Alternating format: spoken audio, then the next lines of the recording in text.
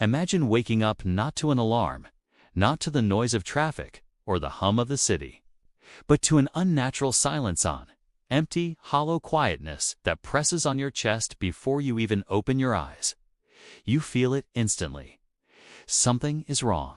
You reach for your phone. Dead, you flick a light switch. Nothing. You take a breath and move toward the window. And what you see confirms a truth your mind doesn't want to accept. The world outside is no longer the one you fell asleep in. No electricity, no moving cars, no signals, no people on the streets. A city frozen mid-heartbeat. Civilization. Paused. Maybe forever. And now the one question that matters more than any other. What do you do in the first 10 minutes? What you do next will define whether you survive the collapse or vanish with the rest. This is the first 72 hours after the end of the world, and your life depends on what you do right now. The first thing you do is nothing. You don't run, you don't panic, you don't rush into the streets. Most people die in disasters not because of the event itself, but because of the decisions they make in the panic that follows.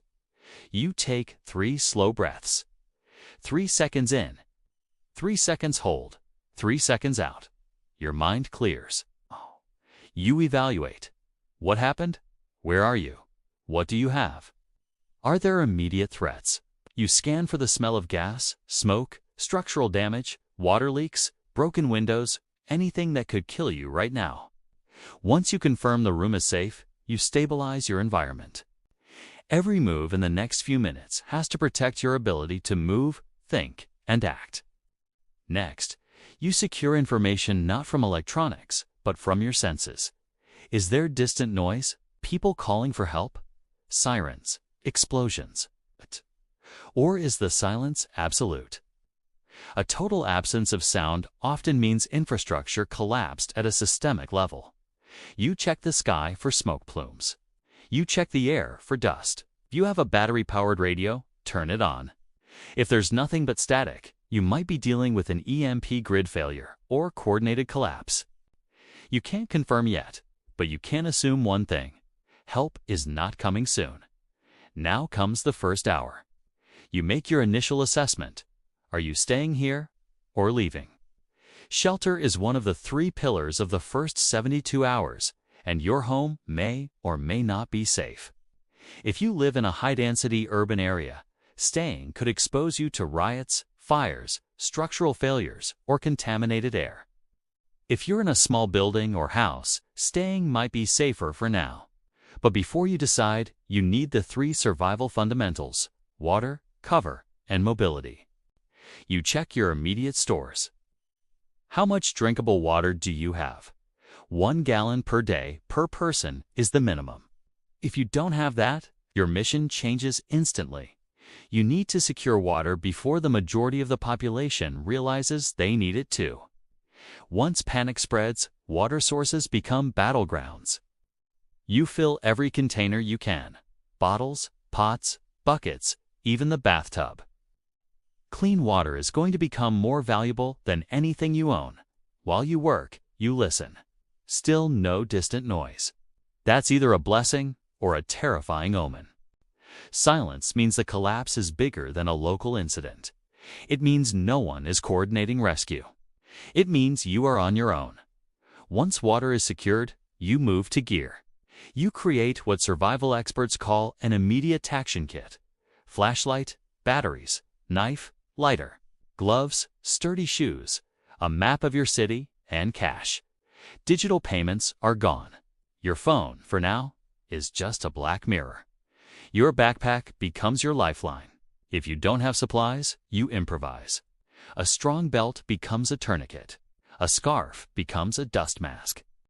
Tape becomes a sealing tool. Your goal is simple: survive long enough to reach stable ground. Then comes the hardest part. You must decide whether to stay or leave within the first hours. The longer you wait, the more dangerous it becomes. Human nature shifts fast when fear takes over. But you need data first. You go outside not far, just far enough to understand your surroundings. The streets are empty. No engines, no horns, no traffic lights. The city looks like a paused video frame. You listen for crowds. None. You smell the air for fire. Nothing. Either the collapse is fresh or total. Now the clock starts ticking on human behavior. Studies from real disasters show that between 6 and 12 hours after a shock event, people begin to realize help isn't coming. That's when fear evolves into action. Not always good action. Supermarkets empty. Roads clog. Small crimes appear. By the 24-hour mark, the fragile structure of society begins to fracture. You need to be ahead of that timeline. For the next 12 hours, your goal is simple. Secure resources without drawing attention. You head to places people forget about: office buildings, supply closets, maintenance rooms, industrial parks. Not supermarkets, not electronics stores. Those become war zones fast. You're looking for water, tools, medical kits, blankets, batteries. You keep a low profile. You move fast. You avoid crowds.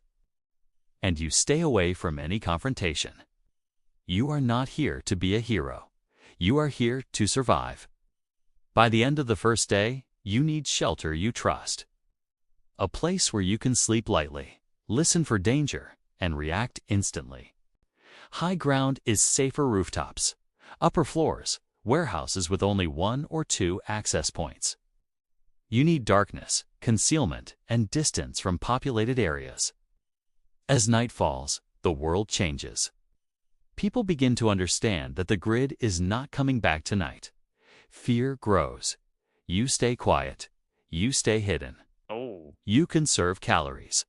And you prepare for day 2 when the real collapse begins. The second day is the day of recognition. Society realizes that the outage is not temporary. People begin to search, then take, then fight. The rule of threes becomes your compass. 3 minutes without air. 3 hours without shelter in harsh conditions. 3 days without water and 3 weeks without food. You've solved shelter. You've secured water. Now you plan for movement.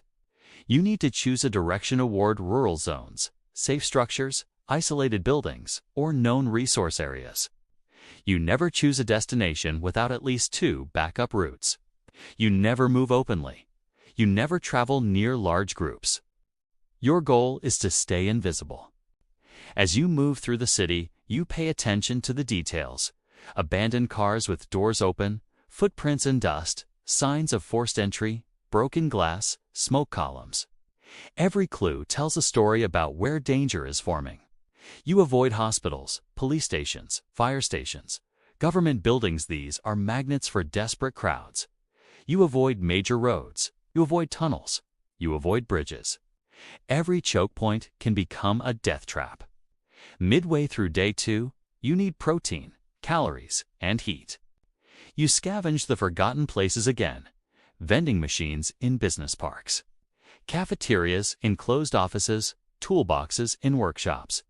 You find energy bars, canned food, jerky, nuts. You remember that every piece of food now is a strategic resource.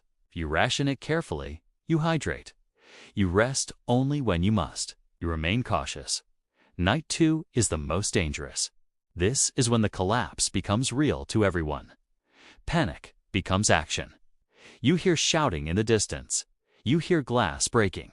You hear fires crackling blocks away. You stay hidden. You stay silent. Your best defense is the fact that no one knows you exist. Day 3 begins with a single objective: relocation. You must move toward a more stable, long-term shelter outside the critical zone. Cities become dead zones during collapse, looting fires, contamination, structural failures, and conflict escalate with each hour. Your focus shifts from immediate survival to sustained survival.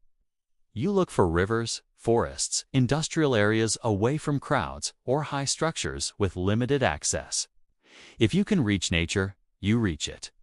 If you can reach a safe building, even better. You travel early before others fully wake. Light, silent, observant. These final hours of the 72-hour window are the defining moment of your survival. If you make it past day 3 hydrated, hidden, equipped, and outside the most dangerous zones, you have done what 90% of the population fails to do after total collapse. You have adapted faster, moved smarter, stayed calmer. You didn't look for rescue. You became your own rescue.